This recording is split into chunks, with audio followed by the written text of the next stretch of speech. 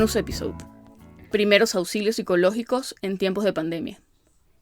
En este episodio conversamos con la licenciada Nathalie Candelas Villalobos, una psicóloga venezolana quien desde Santiago de Chile nos habla de su experiencia como terapeuta de profesionales de la salud y de estrategias para sobrellevar la situación en la que nos encontramos los médicos, tanto los que están enfrentándose al reto que supone tratar pacientes con COVID-19, como los que se encuentran en la banca esperando a ser llamados en caso de ser necesario.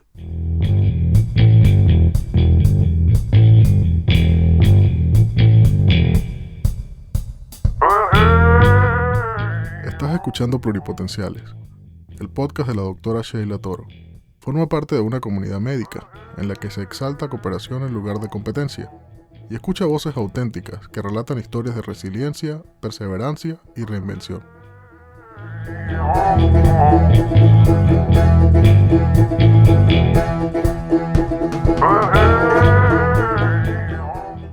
Bienvenida a Pluripotenciales, un podcast que es supuestamente sobre médicos, pero hoy tenemos la dicha, la suerte de contar con tu presencia. Yo normalmente llevo cierto formato con el podcast, cosa que estoy rompiendo por completo ante la premura de la situación. Te había contado y le había contado a las otras personas que han participado que ya la primera temporada está completa, todo está planificado hasta finales de abril y no había vuelto a grabar por un buen tiempo, pero ante toda esta situación que ha pasado con el coronavirus, cuya yo dije, ya quizás es el momento de hablar porque, en fin. Es pertinente, es el momento. Entonces tengo la dicha y el honor de presentarles a la licenciada Nathalie Candelas Villalobos. Ella es una psicóloga formada en la Universidad Rafael Urdaneta en Maracaibo. Ya luego te especializaste en psicología hospitalaria clínica. Yo siento que he tenido la dicha de ver cómo te transformas en el tipo de profesional que eres ahora y cómo ha pasado el tiempo desde aquella niña que yo conocí en el preescolar. Esta parte porque es maltrato psicológico. Okay. Estás arruinando mi... Pero... Estoy afectando a tu branding profesional. Pero por supuesto, ahora la gente se va a imaginar a la niñita con la matica de coco y la verdad es que, bueno, quiero creer que hemos evolucionado. Lo hemos hecho. Y chama, de nuevo, Seguro.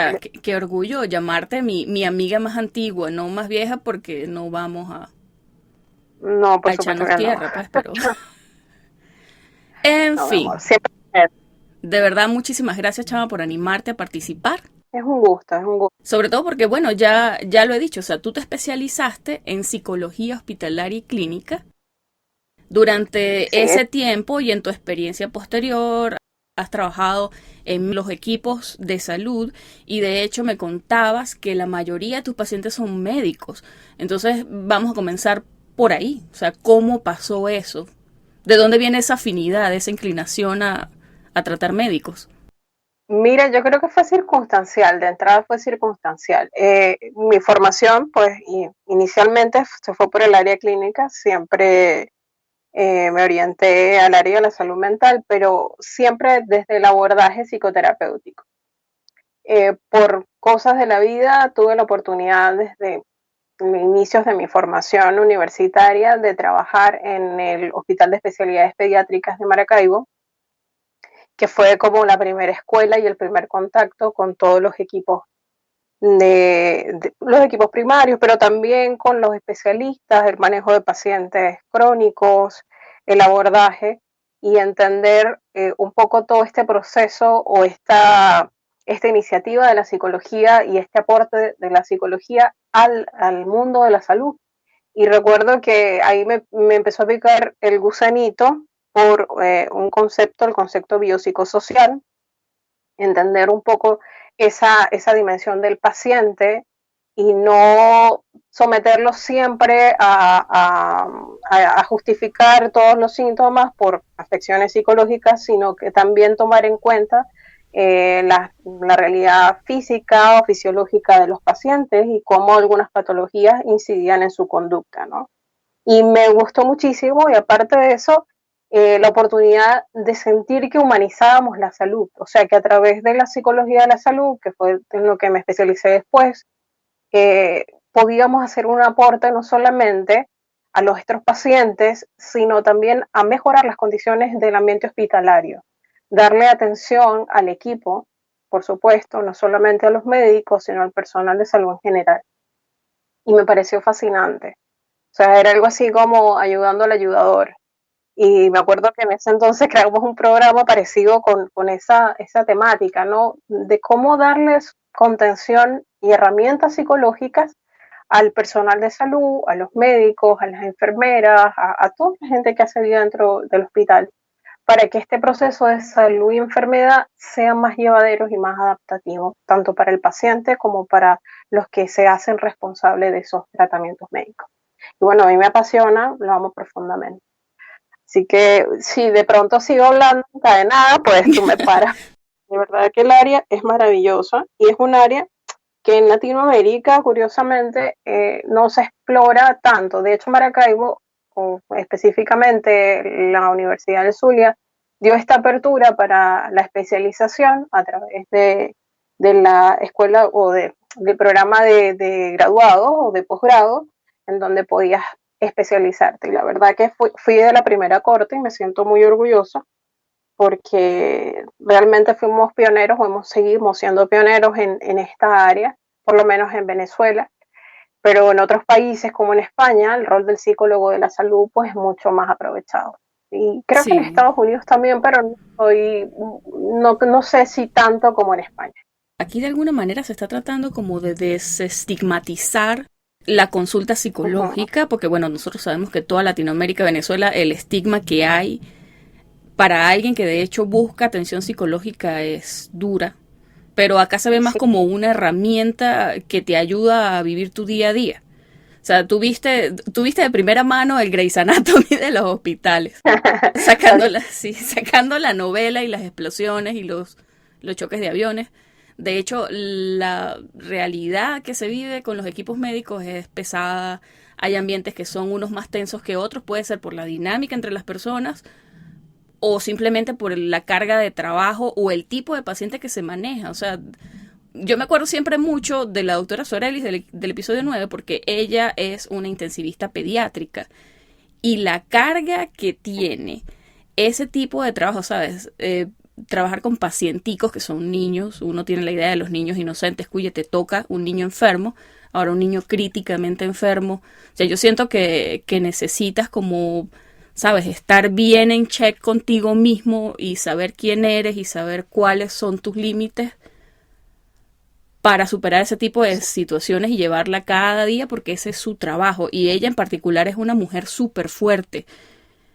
Pero he estado hablando con ella desde que comenzó todo este tema del coronavirus porque ella está en una zona que tú me dijiste que está en este momento en un cerco epidemiológico allá en Chile.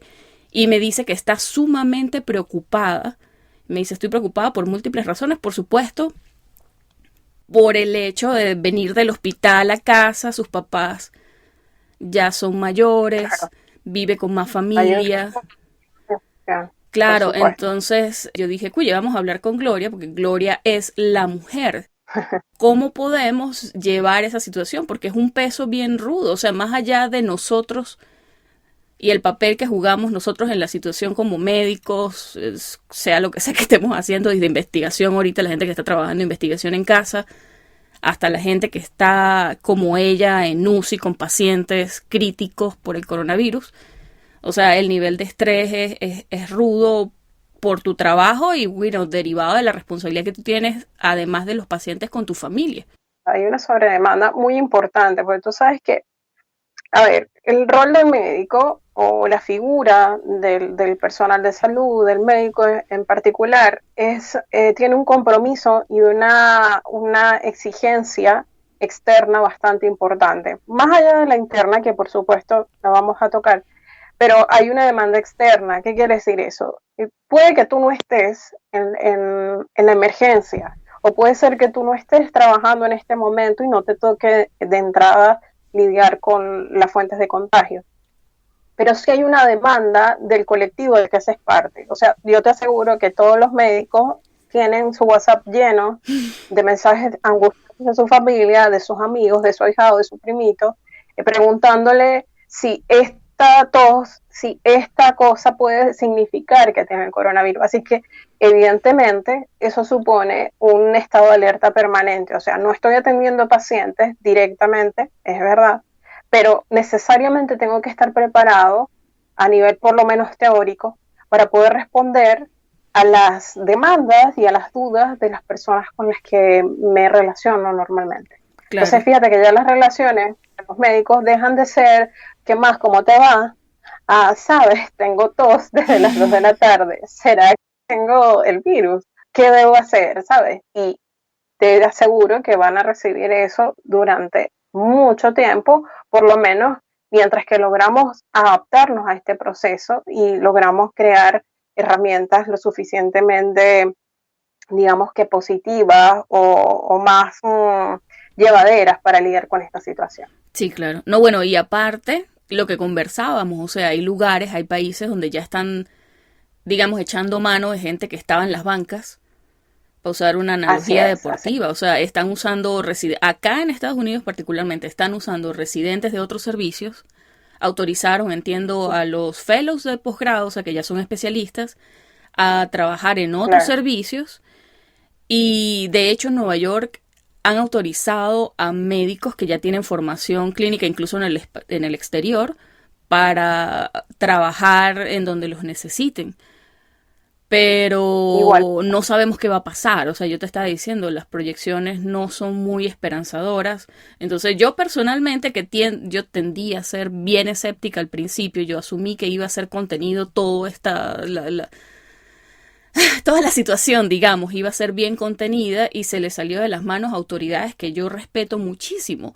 Entonces ahora ya me estoy empezando a preocupar, como te dije, haciendo mi investigación precisamente para esta serie de episodios relacionados al coronavirus que quiero sacar. He visto cifras que me han dicho, Cuyo, o sea, tú en este momento, tú pensabas que no vas a poder hacer algo, bueno, quizás eventualmente sí. Así que ponte las pilas y ponte a estudiar, porque igual, bueno, igual no está de más. Pero creo que sí, que en este punto de pana los médicos tenemos que ser como más proactivos con la situación, digamos. Al menos los que no estamos en el frente, porque está el precedente de que puede que nos llamen. Por supuesto, y es una estrategia de afrontamiento, ¿sabes? Ante esta situación. No lo sabías, pero te lo informo. O sea, lo que estás haciendo es una estrategia de afrontamiento. Yo juro que sí, yo pensé que era, ¿sabes? Un mecanismo de defensa y que estaba intelectualizando. Pero también, o sea, a ver, los mecanismos de defensa o las estrategias de afrontamiento son adaptativos, ¿no? Dependen de las circunstancias en las que te encuentres. La idea, yo no creo que unos sean buenos y otros sean malos, creo que todos se van a ir adaptando de acuerdo a las circunstancias, ¿no? Y que responden a tu aquí, tu ahora, inmediato. Pero ciertamente uno de los miedos o unos disparadores del miedo, de la angustia o de la ansiedad es el desconocimiento, ¿sabes? La falta de información sobre. Oye, el solo pensamiento de que a mí me puedan llamar o me puedan necesitar o yo me puedo ver expuesto a una situación de emergencia y no tenga los recursos técnicos o teóricos para poder hacer un abordaje efectivo, a cualquiera lo perturba. Bien. Entonces yo creo que es una estrategia útil y por supuesto que te va a venir bien en cualquier sentido porque el conocimiento te da una especie de seguridad. Si bien no resuelve el problema concreto, te da de qué agarrarte, te da un recurso extra. No es igual que te llamen para tener que asumir o como tú dices, salir de la banca, a ayudar al equipo a salir adelante y sabiendo qué es lo que tienes que hacer o por lo menos teniendo conocimientos al respecto, que de pronto te llamen y te agarren fuera de base. O sea, que no tengas idea de qué va la cosa. Sí, no, bueno, yo también trato de ser realista en ese sentido, porque la semana pasada se corrieron muchos rumores de que el gobierno, por ejemplo, acá en Estados Unidos estaba dando visas médicos para traerlos y la gente estaba ilusionada pensando en que se podían venir, cosa que creo que fue que no entendieron muy bien la gente de los medios porque no entienden cómo funciona la formación académica aquí en Estados Unidos para gente, ¿sabes? Para residentes de posgrado. básicamente fue un malentendido. No es eso, es que era que iban a hacer las visas para la gente que hace match. Eso es algo que hacen todos los años. No es nada extraordinario. Yo no me hago ilusiones, yo no siento que de hecho me van a dejar a mí practicar sin exámenes y certificación, porque creo que eso es demasiado, eso es ser optimista, un optimista naive, como dicen, ¿sabes? Como ingenuo. Pero lo que sí creo es que ante la incertidumbre de la situación hay que al menos, como dicen, acknowledge, reconocer la posibilidad de que esto sea algo que va a durar un tiempo. Entonces, quizás no en este momento, pero eventualmente cuando yo esté en ese punto, me va a tocar. No sé si me explico. O sea, porque creo que es bueno hacer la aclaratoria, porque de pana ahorita te contaba, o sea, la mayoría de las personas que escuchan el podcast son personas que están estudiando para exámenes de reválida, están en países diferentes, así que la situación es diferente en todos lados, no puedo hablar por ellos, pero por la gente en Estados Unidos, la semana pasada se han corrido demasiados rumores que normalmente asustarían, que te digan, mira, ven y y ven y enfréntate a esta situación de este virus altamente contagioso y pone en peligro tu vida, pero no vas a tener que presentar los steps. Y creo que cualquiera de los que estamos en esta situación diríamos plomo, o sea, sin pensarlo mucho. Estoy segura de que eso es así. Sí, pero tampoco hay que ser ingenuo, o sea, tampoco es así. O sea, hay un canal regular para hacer las cosas. Acá en Chile hay un manejo preliminar, por lo menos hicieron o están haciendo un censo de todos los profesionales de la salud a través de la embajada paralela que tenemos, porque esa es otra realidad para los venezolanos. La embajada paralela está haciendo un censo para ponerlo a disposición de las autoridades de salud. Entiendo que están habilitando algunos médicos que estaban presentando una fase de la EUNACON o ya tenían un EUNACON, que es la prueba de validación de la Universidad de Chile, ya hubieran adelantado los teóricos o que solamente les faltaran los prácticos. O sea, digamos que había demasiada información y desinformación al respecto. Lo único concreto es que tú debías enviar estos datos mínimos a la embajada para que ellos pudieran tenerte allí como la banca. Sí. O sea, si llegara a ocurrir la necesidad, saber a quién recurrir, ¿no? Y por supuesto que iban a habilitar a profesionales que hubiesen ya inscrito en el EUNACON, aunque no lo hubiesen pasado, no lo hubiesen aprobado o todavía no lo hubiesen iniciado el proceso de evaluación. O sea, están allí. La verdad es que el gobierno no ha descartado, sí se han habilitado nuevos cargos en los hospitales de contingencia que se han habilitado en las áreas de contingencia, porque ciertamente en Chile el pronóstico, pues la curva de contagio va en ascenso y eso no es un secreto para nadie. De hecho, lo que tú comentabas, tenemos cercos sanitarios en algunas regiones, por lo menos en Osorno y en Chillán se inició la cuarentena obligatoria, que son comunas, o mejor dicho, son zonas rurales o zonas de campo, son más hacia el sur del país, y donde se incrementa la posibilidad o la complejidad, porque resulta que en el sur nosotros ya entramos al otoño, pero en el sur el otoño se siente fuerte, o sea, ya vamos a empezar a registrar bajas temperaturas y de por sí Chile lucha todos los años con el tema de la influenza, o sea, una de las principales causas de muerte acá durante el invierno. Entonces tenemos como todos estos focos que exacerban un poco el pronóstico y que nos hacen pensar que efectivamente vamos a necesitar, o el sistema de salud va a necesitar refuerzos. De hecho, en otros países, yo te comentaba que en Ecuador, los especialistas, por lo menos en Guayaquil, tú decías que tengo pacientes, de verdad que sí, la mayoría de mis pacientes son médicos, y de hecho los que están en Ecuador están abandonando sus consultas de especialidad para ponerse a disposición y cubrir por lo menos un turno de la emergencia.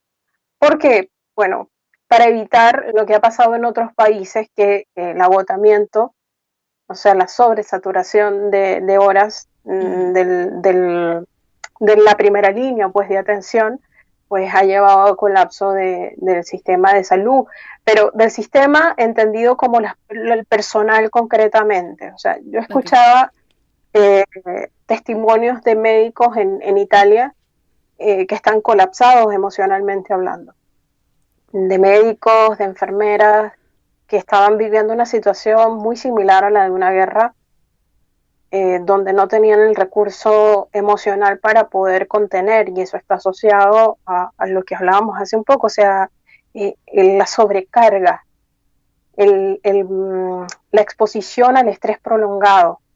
Eso deteriora tu capacidad para la ejecución. Y no quiere decir que porque te sientas ansioso o estés nervioso ya no eres capaz, ¿no? Por supuesto que no. Pero llega un punto en el que ya raya la patología. Sí. Entonces, lo que están queriendo hacer en otros países, por lo menos acá en Chile o en Ecuador, es quizás prever un poco y lograr alternar, darle espacio de descanso y no saturar a la primera línea desde el principio, sino reforzar anticipadamente con la atención o la colaboración de especialistas que, bueno, que en este momento pues no van a estar atendiendo sus consultas de especialidad, sino que van a tener que apoyar al equipo.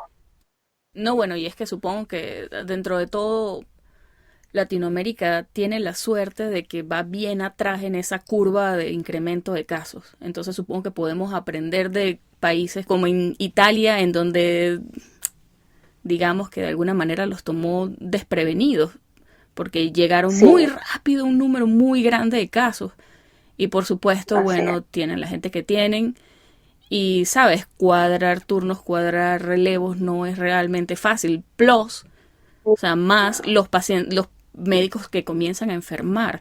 Yo no sé, bueno, todos estamos familiarizados con la curva de que aquí se volvió viral, digamos, hablar de flatten the curve, como de aplanar la curva. El pico ese de casos que hace la cuarentena básicamente sabemos que es para que el mismo número de gente se enferme, pero se enferme de forma más progresiva, de modo que el sistema sanitario tenga chance de cubrir esa necesidad. Pero tiene una bajadita en la parte del sistema sanitario, que es donde los médicos que están expuestos, las licenciadas, las enfermeras, todo el personal de salud comienza a enfermarse, y es lo que tú dices, o sea, comienza a haber ya una crisis que no deriva del número de pacientes, sino de más bien la oferta de personal sanitario. Los están cansados. Ahí va a apuntar la cosa, o sea, por eso es tan importante la preparación, o sea, comenzar, no esperar a que te llamen, o sea, realmente yo creo que es un compromiso también personal, ¿no? Como profesional, o sea, estar preparado para la contingencia, porque realmente no sabemos si en algún punto te van a solicitar como especialista o tú vas a tener que atender una emergencia sencilla o una situación concreta.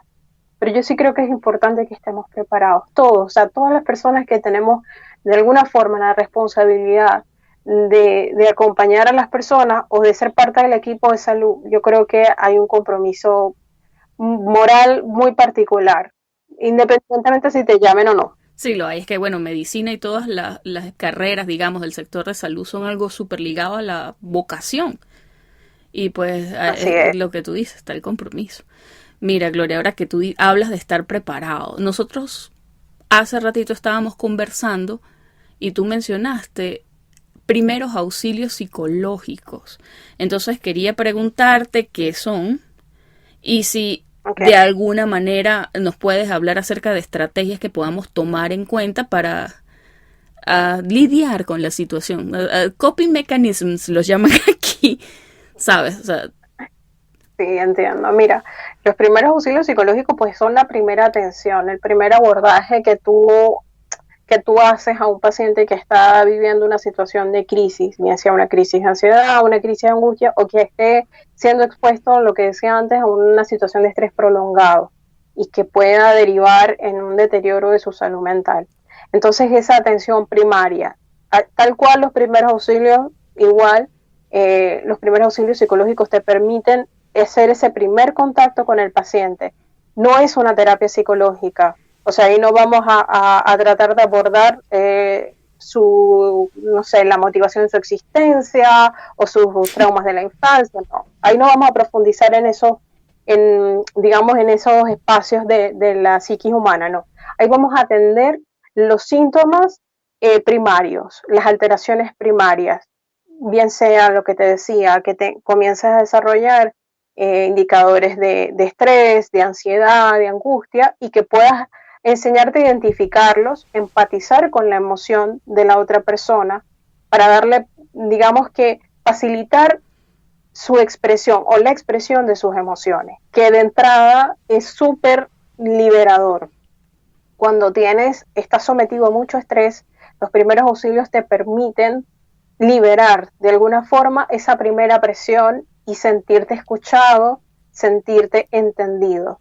Entonces es un ejercicio empático que lo que facilita es esa liberación o esa expresión e identificación de las emociones. ¿Por qué? Bueno, porque durante los procesos de crisis, pues nos vemos alterados en diferentes dimensiones humanas. O sea, pueden ser crisis circunstanciales como la que estamos viviendo o crisis de desarrollo, pero esa ya es la teoría de la crisis. Y bueno, esa primera intervención lo que busca es eso, generar un ambiente empático de confianza para que la otra persona se sienta contenida. Contención psicológica primaria, ¿ya? Y es súper positiva y súper efectiva. No va a resolver el problema, pero permite que se encamine hacia la resolución del conflicto, ¿ya? No vamos a darle todas las soluciones a las personas, pero sí podamos ayudarles a encontrar un punto de equilibrio desde el cual puedan partir a la resolución. ¿Qué indicadores sí tenemos para decir que quizás es el momento de hablar con alguien? Mira, o sea, yo creo que ahí tenemos que estar muy atentos a nosotros mismos, y es la invitación. Yo he trabajado ahorita con los médicos en que estén muy atentos a los propios signos, ¿no? Como el autocuidado. ¿Qué signos estás experimentando y que puedan ser, digamos que una alerta? Mira, alteraciones del sueño, ya no estás descansando, durante las horas de descanso ya no duermes, problemas gastrointestinales, esos son característicos de cuando estás manejando altos niveles de ansiedad. Alteraciones del humor, de pronto te sientes muy enfadado, irritable, o estás disperso, tu capacidad para la resolución de conflictos se ve afectada, ya no tienes quizá la capacidad óptima para poder resolver conflictos que antes resolvías de manera natural, porque ya estás acostumbrado al manejo hospitalario. Entonces, digamos que hay algunos otros indicadores.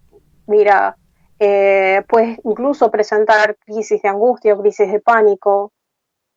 Me ha pasado, o sea, he atendido a médicos, doctoras que han estado en situación en la emergencia y han presentado crisis de angustia y han tenido que retirarse.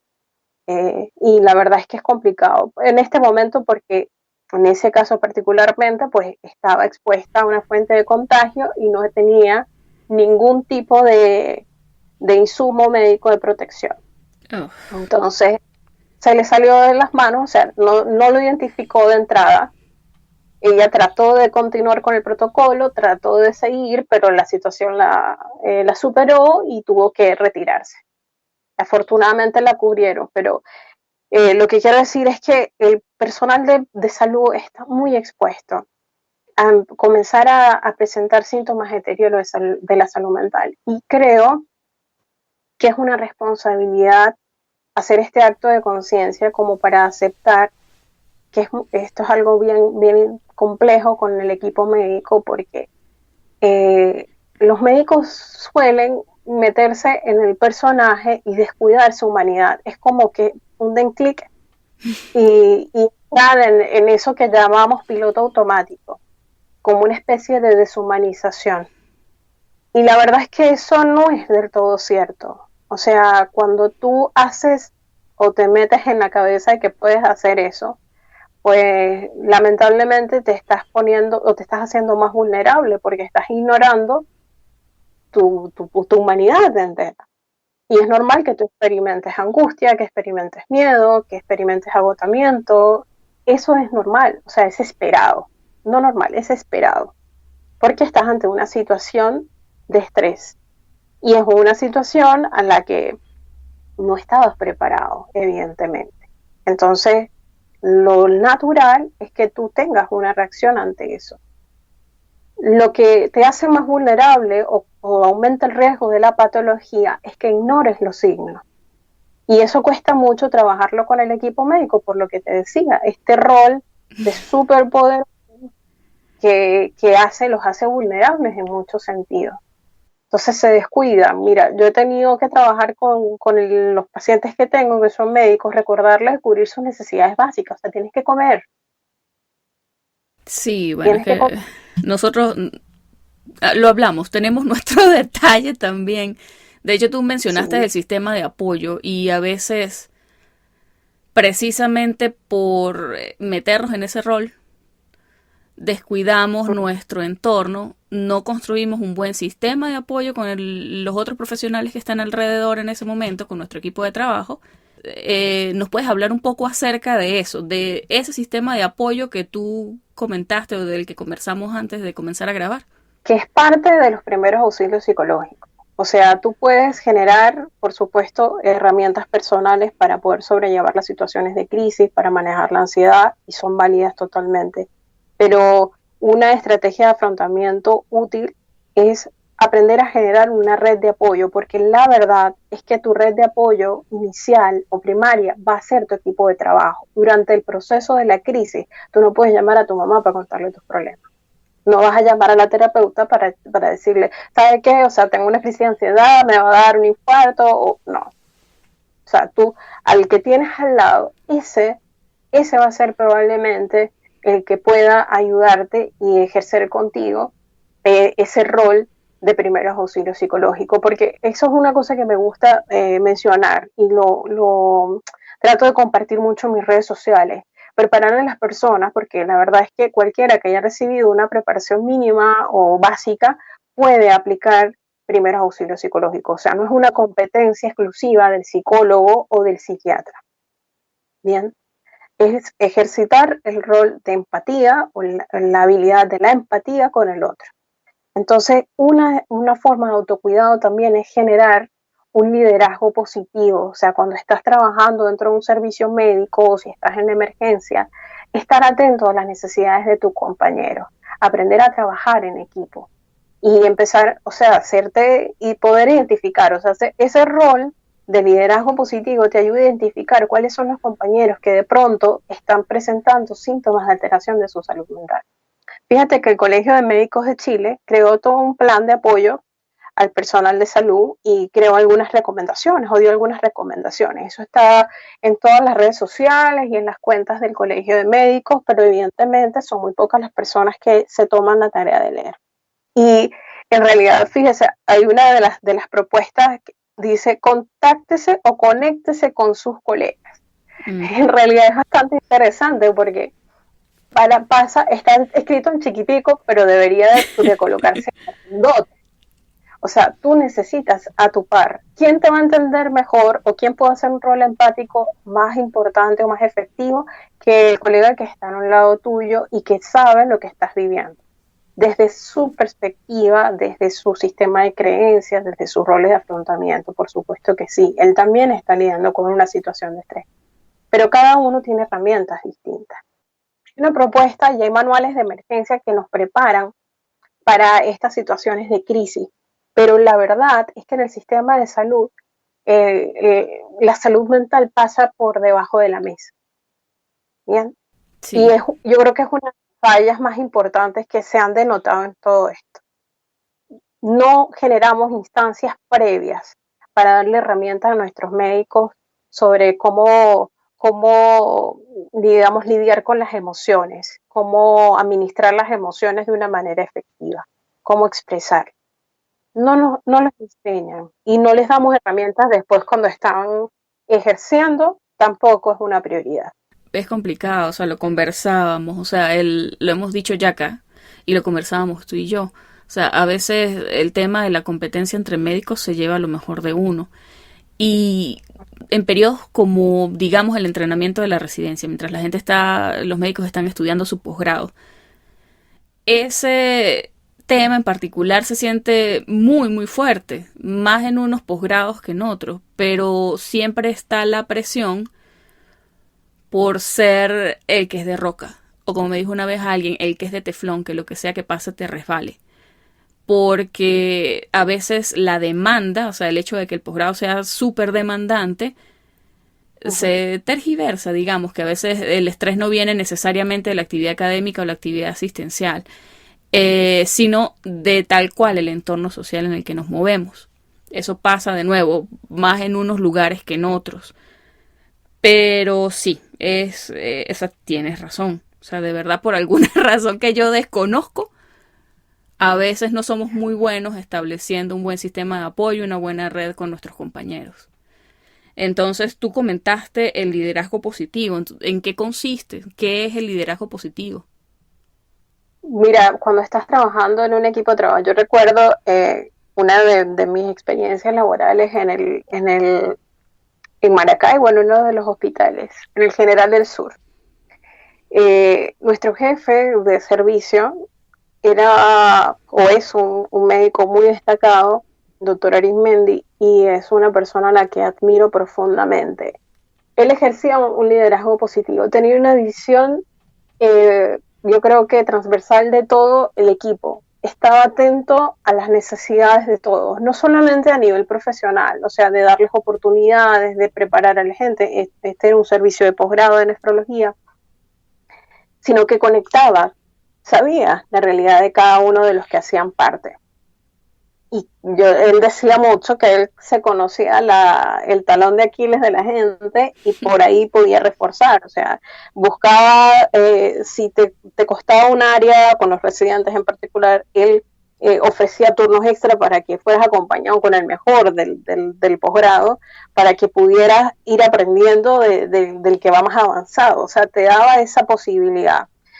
Se preocupaba porque tuvieran los médicos talleres de inteligencia emocional, no solamente los médicos, también las enfermeras. O sea, yo aprendí con él lo que era liderazgo positivo, más allá de la teoría o de lo que uno pueda conseguir en los libros, es ver la aplicabilidad, es posible hacerlo, pero eso implica humanizarte, ¿sabes? Salir del rol estereotipado del que tú hablabas, de ese rol de teflón, que la verdad no es real, porque ¿por qué no es real? Porque no es sostenible en el tiempo.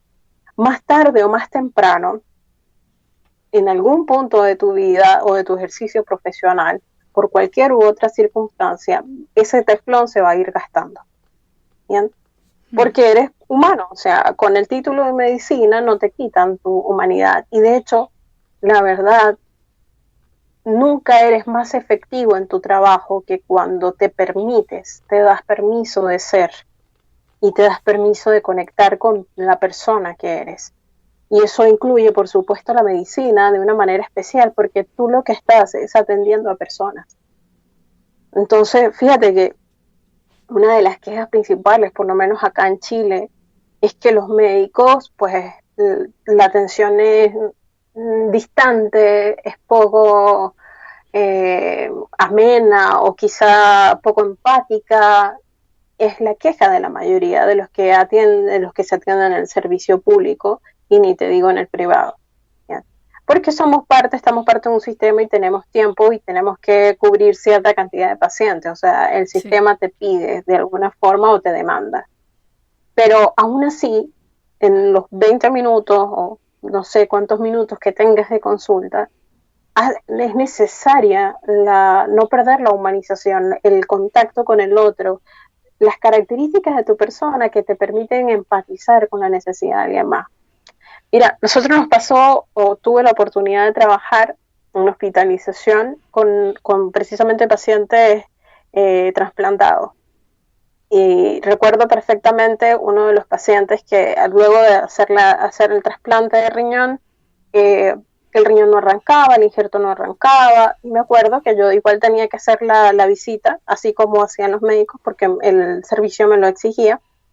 Y yo hacía la visita, pasaba a hablar con los pacientes, ya había pasado la visita médica, Y yo me quedaba hablando con la paciente y la paciente me decía, no, es que yo no sé qué pasa, doctora, yo no sé qué pasa, porque el riñón no arranca, a mí me da miedo, no sé qué. Bueno, le habían preguntado, la entrevista clínica, los médicos le habían preguntado si estaba haciendo todo como correspondía. Y ella había dicho que sí. Cuando salió el equipo médico y conversamos ya en otro ambiente un poco más terapéutico, más empático, ella me dijo que ella estaba haciendo todo menos tomar agua. Oh, Sí. ok. Y yo, pero, ¿y por qué? Más o menos. Todos quedamos, o sea, quedamos así como que, ¿what? Porque a ella le daba miedo que si ella tenía como 8 años en Claro, en diálisis, diálisis. con una dieta, ¿verdad? Así es que ella tenía miedo de que el riñón efectivamente no sirviera y que ella se encontrara con la retención de líquido y que se volviera a experimentar las sensaciones de ahogo propias de la sobrecarga de líquido en los pacientes renales. Ya que estamos hablando de esto, ¿cómo podemos, en momentos como este, los médicos que están en primera fila, que están atendiendo a estos pacientes que son alto riesgo, cómo podemos conectar con esos pacientes a pesar de las circunstancias y del miedo que algunas personas, bueno, que el personal naturalmente pueda sentir, y cómo conectar con nuestros colegas de nuevo, en Mira, un momento de crisis? yo creo que hace falta un poco quebrar el teflón, despojarnos un poco del ego, ¿no? Y entrar en una conciencia más colectiva. Yo creo que si esto es una oportunidad, no va a pasar de ser una magnífica oportunidad para conectarnos, a menos que nosotros realmente nos dispongamos a hacerlo. O sea, la gente tiene muchas expectativas sobre esta situación, de que nos va a cambiar como humanidad. Yo creo que puede pasar que sea simplemente una magnífica ocasión y que no le demos el rigor que corresponde o no lo utilicemos para lo que realmente puede servir. Y si algo de servir para el equipo médico es para despojarse un poco de estos patrones aprendidos, porque yo creo que no les enseñan esto en la universidad, yo creo que se van copiando de los adjuntos, de los residentes de tercero y cuarto año, y de pronto venimos a hacer lo que alguna vez de estudiantes dijimos que nunca haríamos. ¿Bien? Entonces, despojarse un poco de eso.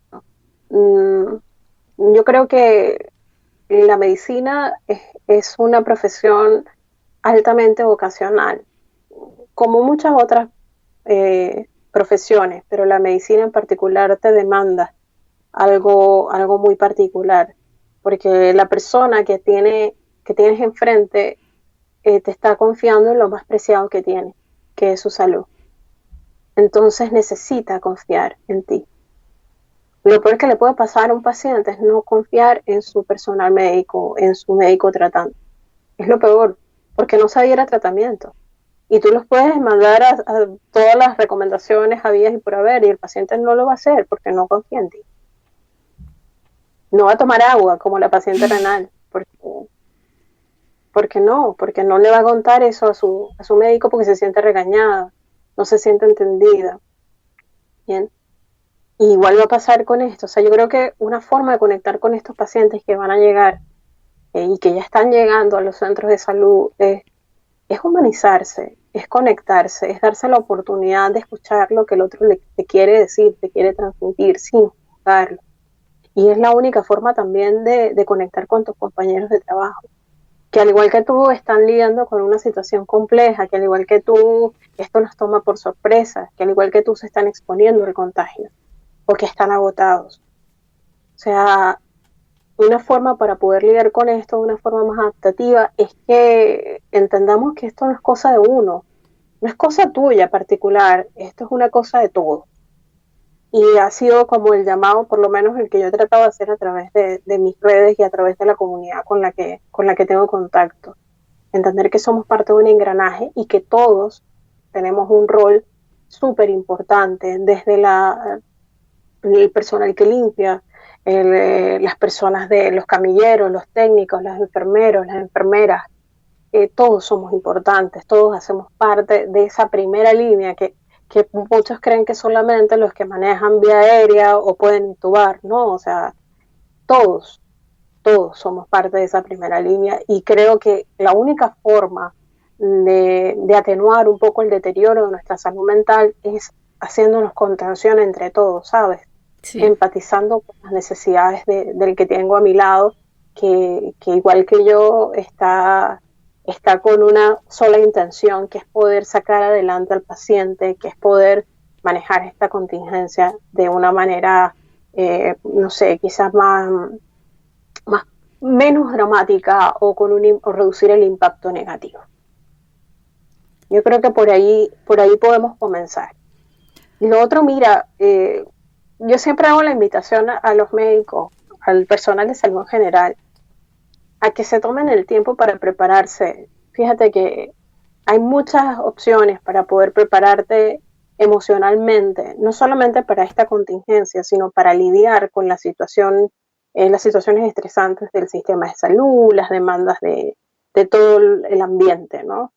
Y creo que así como te preparas o nos estamos preparando los médicos que están en la reserva para aprender a conectar gente, a intubar gente y todo esto, también es necesario que comencemos a darle un lugar a la preparación emocional. O sea, he tenido la suerte de que mis pacientes sean médicos y que confíen en mí, que me den la oportunidad de acompañarlos en sus procesos personales, en cómo lidiar con esta situación y con otras tantas.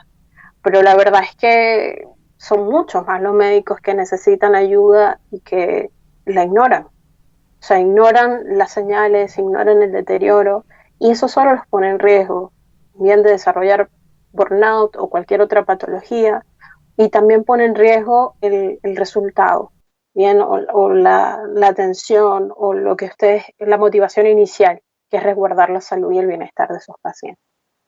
¿Y qué pueden entonces, digamos que para esas personas que están en este momento en la línea del fuego y están empezando a sentirse agotados, están empezando a sentirse llenos de ansiedad, qué pueden hacer desde el punto de vista psicológico para superar la situación? Medidas de autocuidado. De entrada, asegúrense de comer, de hidratarse, de dormir, de ocuparse de sus necesidades básicas, no descuidar sus necesidades básicas. Creo que de entrada eso es súper importante porque evidentemente, ustedes lo saben mejor que yo porque están preparados para eso, pero un paciente que no tenga o que no duerma o quien esté con un trastorno del sueño y no lo reporte, pues es un paciente mucho más vulnerable a las patologías.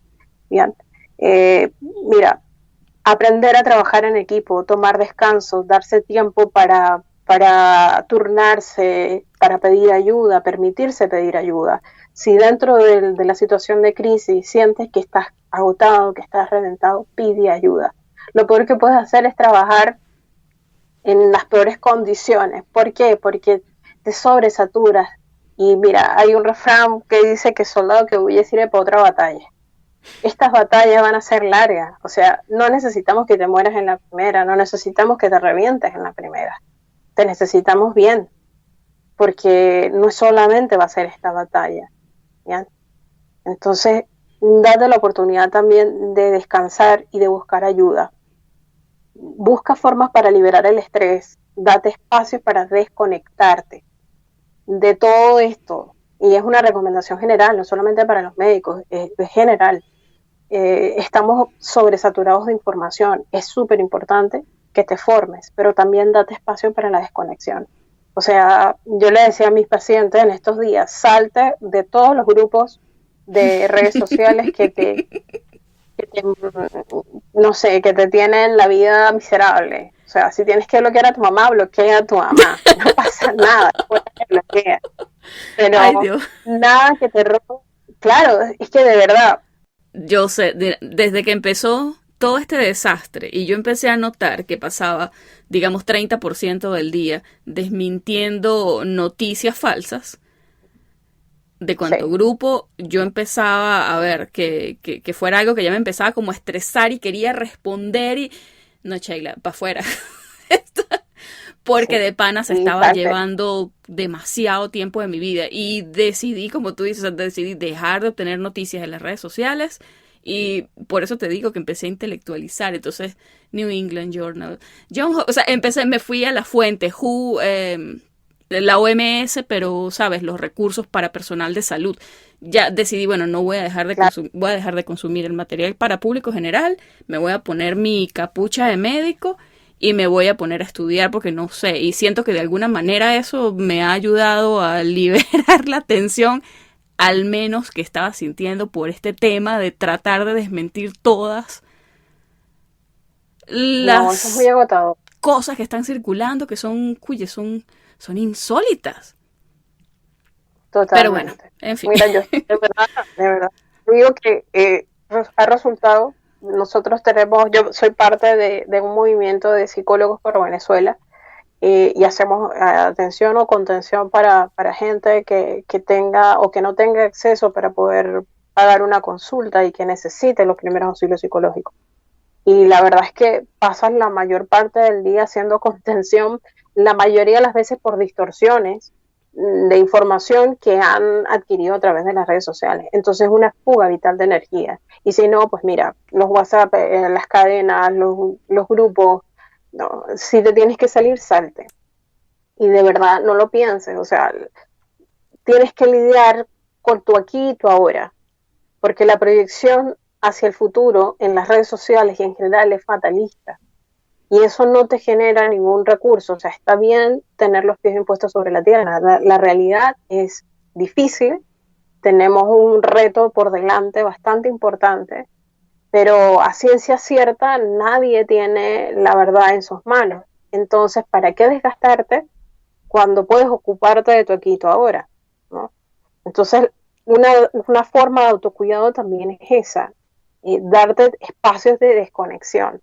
Mira, yo tengo mis pacientes que me envían sus videos haciendo sus rutinas de ejercicio, a los pacientes que tengo en casa, acondicionando los espacios, ha sido una recomendación que me ha venido súper bien con los pacientes. A todo el mundo no les sirve, pero a algunos sí, que pueden adaptar espacios para mira, darle a entender al cerebro que tiene un lugar, que no está en un solo lugar encerrado, porque ese concepto naturalmente invita al cerebro a escapar, ¿no? Un poco para manejar la contingencia de esta cuarentena.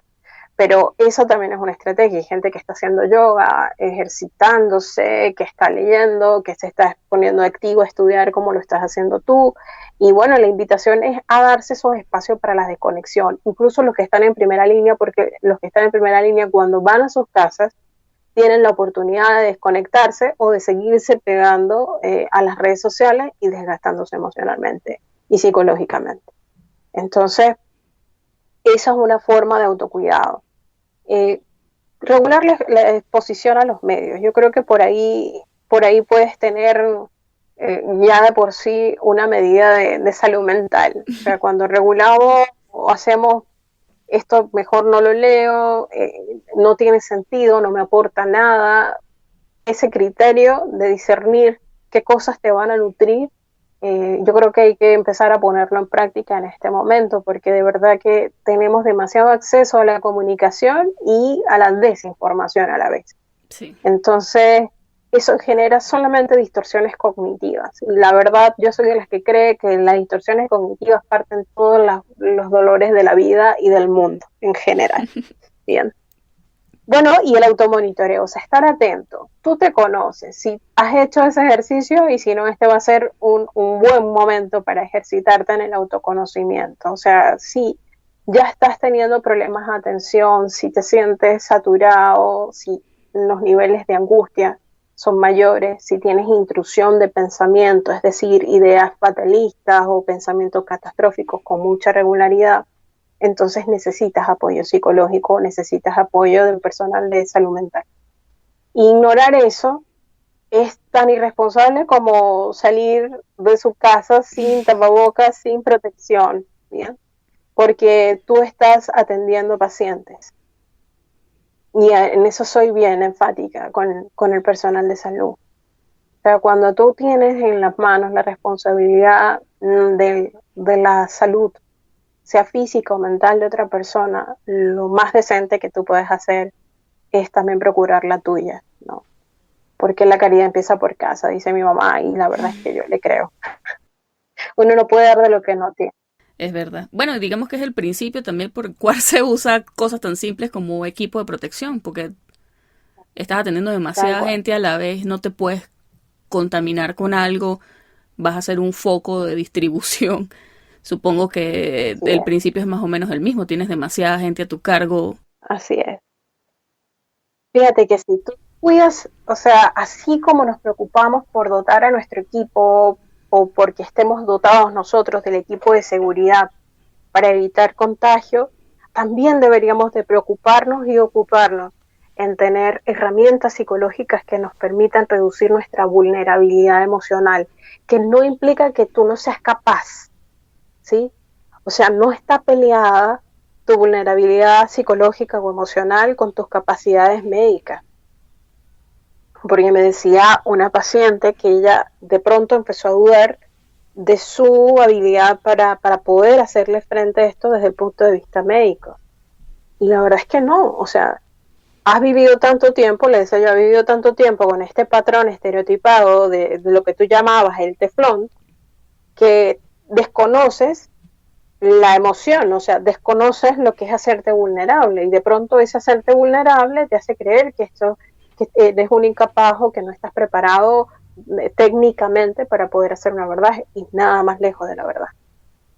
O sea, a menos que tú hayas desarrollado un trastorno patológico, un trastorno de ansiedad o estés en una situación realmente de deterioro de la salud mental ya en un nivel de afectación máximo, esta parte adaptativa o el sentirte ansioso es perfectamente humano. La idea es que busques ayuda preventiva. Mira, el personal de salud siempre se queja de que nosotros somos asistenciales. O sea, esperamos estar jodidos o bastante para poder ir al médico. Pero los médicos hacen exactamente lo mismo cuando se refiere a su salud mental. Nati, los médicos somos los peores pacientes. Eso todo el mundo lo sabe. Así es, así es. Y fíjate que eso solo nos pone en una posición de riesgo a ustedes como médicos tratantes y a nosotros como pacientes en general. Por eso me apasiona el área, Claro. porque entiendo la importancia de la humanización de la salud, no solamente para los pacientes que están padeciendo o están en situación de salud y enfermedad, sino para el equipo médico en general. O sea, yo necesito que mi médico o el médico que esté tratando a mi madre esté sano mentalmente, porque es que sin eso no hay nada. O sea, tú puedes tener todas las habilidades técnicas, todos los implementos de protección, todos los jugueticos, pero si tienes una crisis de pánico o una crisis de angustia, como le pasó a mi paciente, pues todo eso se va a la porra, pues. Sí. Y no tiene ninguna relevancia, ni va a resultar efectivo, ni se va a poder aprovechar como se podría haber aprovechado si nosotros le tomáramos el peso a esto. O sea, si no estás bien mentalmente, emocionalmente hablando, si no procuras tu salud mental, no solamente te va a afectar como médico, te va a afectar como persona, en todas tus dimensiones humanas, como profesional, como hijo, como esposo, como esposa, como madre. O sea, creo que es fundamental. Y no lo digo yo, que mira que bastante investigación hay al respecto. Y no, vale, yo sé. bastante clara la Organización Mundial de la Salud sobre eso. O sea, Sí, sí. No, y hay lugares en donde simplemente hay un protocolo al respecto. Hay un protocolo para que eventualmente, dependiendo de la carga de trabajo, hables con un counselor, lo llaman. Es un consejero. yo creo que el monitoreo de la salud mental es tan importante como el de la salud física. O sea, creo que van de la par. Y eso o sea, para cualquier persona, mucho más para el equipo de salud que está expuesto, por lo menos en una situación como esta, a tanta demanda emocional. Sí. Lo que te contaba, los testimonios de los médicos en Italia, que es devastador, el deterioro, o sea, visiblemente afectados emocionalmente por una situación que los sobrepasa no tienen herramientas, no solamente estamos hablando de equipos médicos, no tienen herramienta emocional para poder digerir o para poder sobrellevar una contingencia tan de dimensiones tan catastróficas como las que han tenido que vivir ellos en Italia o en España. O sea, vi un video que se hizo viral de un médico de urgencias en España y quebrado, llorando, pidiéndole a la gente que por favor se fuera para su casa, porque ellos ya no daban para más. ¿Bien? Entonces, esa parte yo creo que ahí tenemos que ponerle el ojo. Los que están ahora en la reserva, que tienen la oportunidad de estar ahorita en la reserva, que no están en la primera línea, o los que están en sus países, y en sus países aún no ha habido una situación tan alarmante como la que pasó o lo que está pasando en España o en Italia o en otras partes de Europa, tienen ahora la oportunidad de prepararse. Y ojalá de prepararse no solo para esta emergencia, sino para lo que venga, ¿no? Para las contingencias en el futuro, y darle el peso a la salud mental y a encontrar herramientas de inteligencia emocional que les permitan sobrellevar las situaciones de estrés como esta de una forma más adaptativa, y que les permita responder a su rol como especialistas, como médicos, en las mejores condiciones posibles. Bueno, Nati, de verdad que muchísimas gracias. Como te dije en un principio, que no era por jalarte, yo me siento honrada de hablar contigo porque yo he sido testigo del tipo de profesional que tú eres, y pues me siento orgullosa de ti.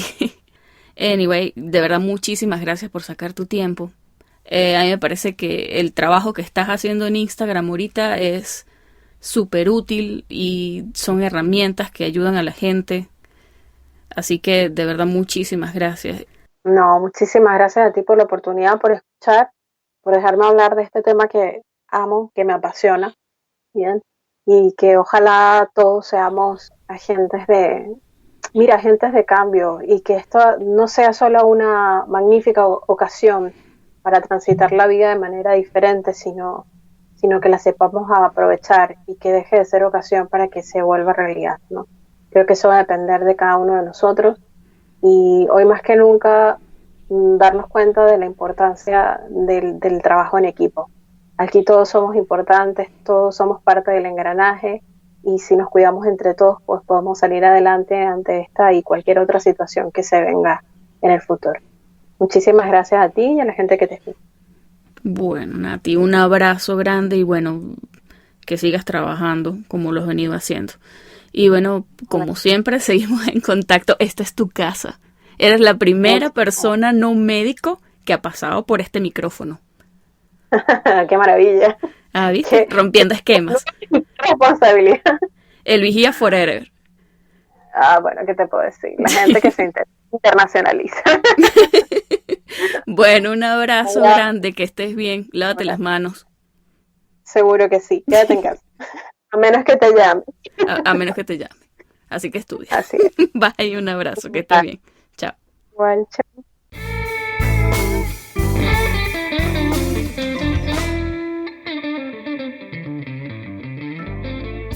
Esta fue la conversación que sostuve con la licenciada Nathalie Candelas Villalobos desde Santiago de Chile.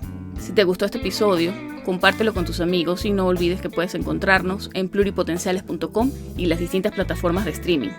Desde Houston, Texas, en los Estados Unidos, y deseándoles a ustedes y los suyos buena salud, se despide su colega Sheila Toro.